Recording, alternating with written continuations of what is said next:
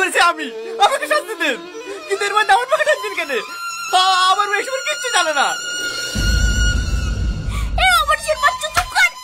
কাকিকে বলছি রে, আমার সে বাচ্চা কোথায় কর? ব্রাদার জেম, ও ছেলে মানুষ তো, ওর কথা কিছু মনে করেন না। ছেলে মানুষ?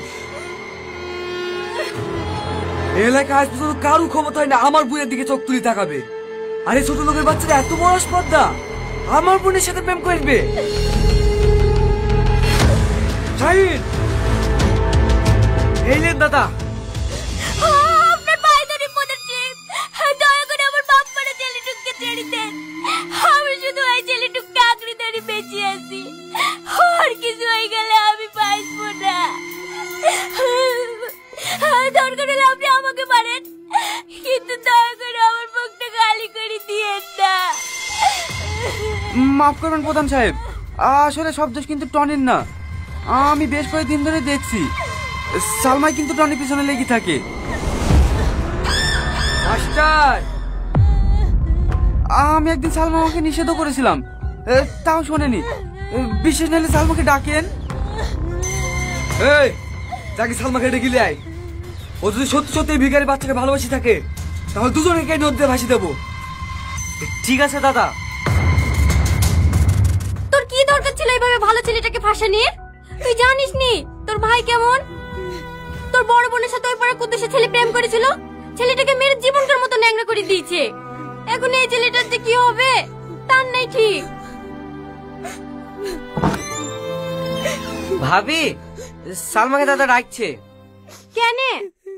মাস্টার বলছে সালমাই নাকি ছেলেটার পেছন পেছন ঘুরতো। শোন সালমা, দাদা কিন্তু বিশাল রেগে আছে।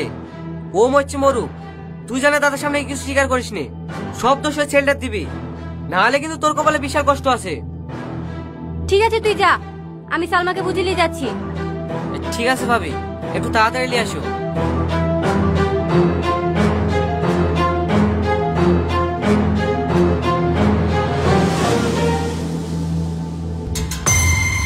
তোর এত বড় কালেজা, আমার মান সমানে হাত দেওয়া?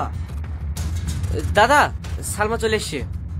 কিরে, মাস্টার বলছে তুই নাকি ওর সাথে প্রেম করলে পেছন পেছন ঘুরতি? না না ভাই, ওই ভিখারির বাচ্চার সাথে আমি কেন প্রেম করতে যাব? আসলে ও আমাদের স্কুলের ফার্স্ট বয় তো, তার সাথে কদিন ভালোবাসার নাটক করি আর পড়াশোনাটা নষ্ট করে দিতে চাইছি, যাতে প্রতিবারের মতো সেকেন্ড না হই এবছরে আমি ফার্স্ট হতে পারি।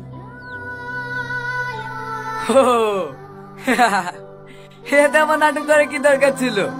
আমাকে বললে পারতিক, তুই মা বেটা এই গ্রাম ছাড়া করে দিত। এই কাল সকাল হওয়ার আগে তো ছেলে গেলে এই গ্রাম ছেড়ে চলে যাবি। তো দেখে জানে এই গ্রামে না দেখি। ঠিক আছে প্রধান সাহেব, আমরা আজকে এই গ্রাম ছেড়ে চলে যাব, আর কোনোদিন এই গ্রামে ফিরে আসবো না। জমদু,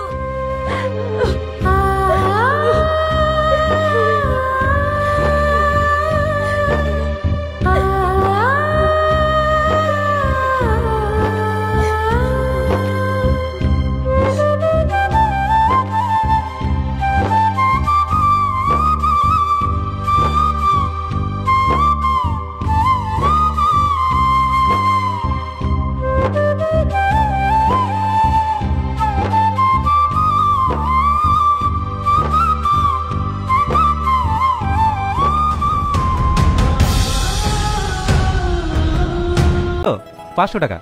বুবু, এই জামাটা যদি আমি ঈদের দিনে পরি তাহলে আমাকে একদম হিরো লাগবে, তাই না? হ্যাঁ খুব সুন্দর লাগবে। কাকু, এই জামাটা তুমি আলাদা করে রাখো, আমি টাকা গুছিয়ে 5 দিন পরে এসে নিয়ে যাবো। আচ্ছা ঠিক আছে। আচ্ছা, এত সুন্দর মিষ্টি বাচ্চা দুটো কে? ও এরা ওই পাড়ায় বাড়ি, তবে বাচ্চা দুটোর মা বাবা থেকেও অনাথ। মানে? ওরা যখন খুব ছোট তখন ওদের মা ওদেরকে রেখে অন্য একটা ছেলের হাত ধরে পালিয়ে যায়, আর বাবাটা সেও একটা অ্যাক্সিডেন্টে হ্যান্ডিক্যাপ হয়ে যায়। সত্যি এদের দেখে ভীষণ কষ্ট হয়। তবে বাচ্চা দুটো খুব ভালো। হ্যাঁ, ওরা ভীষণ ভালো।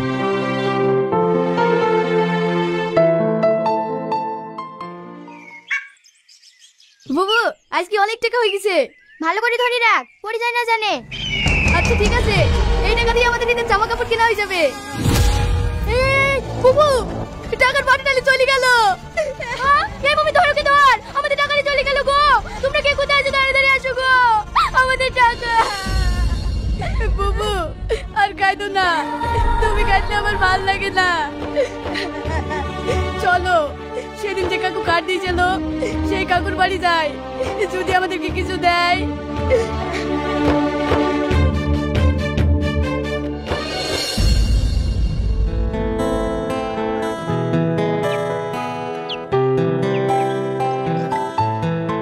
আন্টি, কাকু বাড়িতে আছে? কই গো, এ দেখো দুটো রাস্তা ছেলে তোমাকে ডাকছে।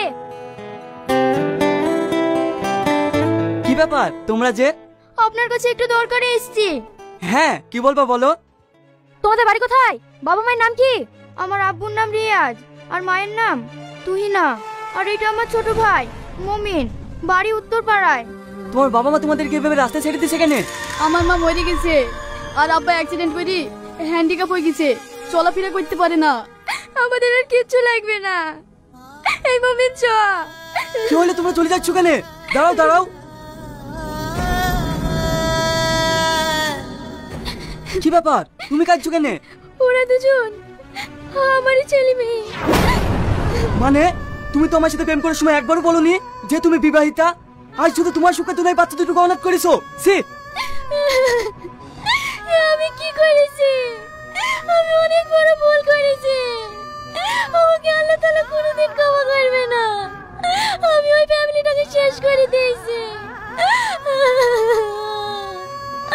তুমি হচ্ছে একটা মা নামের কলঙ্ক। সে আমি অনেক বড় ভুল করেছি। আমার মতো ভুল যেন কেউ না করে।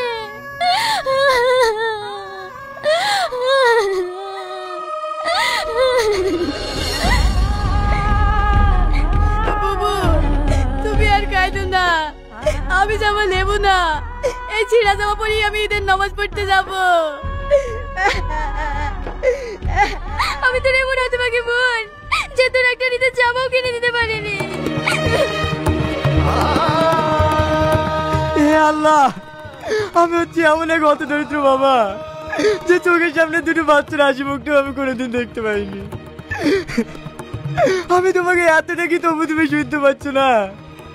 আমি এই ঈদের দিনে আমার সন্তানকে কিছুই দিতে পারছি না। তোমার কাছে আমি কিচ্ছু চাইনি, শুধু আমার সন্তান দুটোকে হাসি মুখে রেখো। কথা শুধু হাসি মুখে রেখো। বাড়িতে কেউ আছেন? হ্যাঁ বলুন। আব্বু নামাজ পড়তে বসেছে। দেখো তো এই জামাটা তোমার পছন্দ কিনা। এটা তো আমি ওই দোকানে দেখে এসেছিলাম। এটা কি আমার জন্য? হ্যাঁ, এটা তোমার জন্য। আর এই জামাটা তোমার বোনের জন্য। আর এই পাঞ্জাবিটা তোমার আব্বুর জন্য।